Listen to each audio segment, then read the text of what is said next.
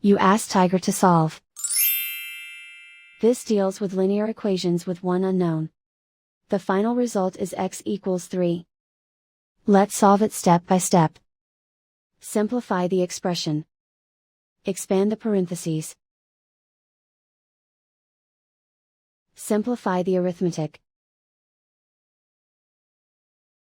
Expand the parentheses. Simplify the arithmetic.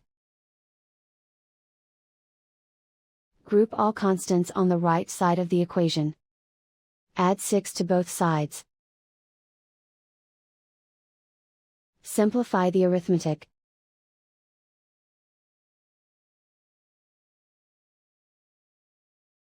Isolate the x. Divide both sides by 2. Simplify the fraction.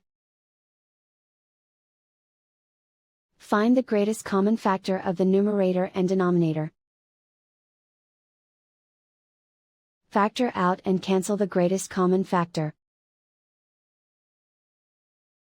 And so the final result is x equals 3.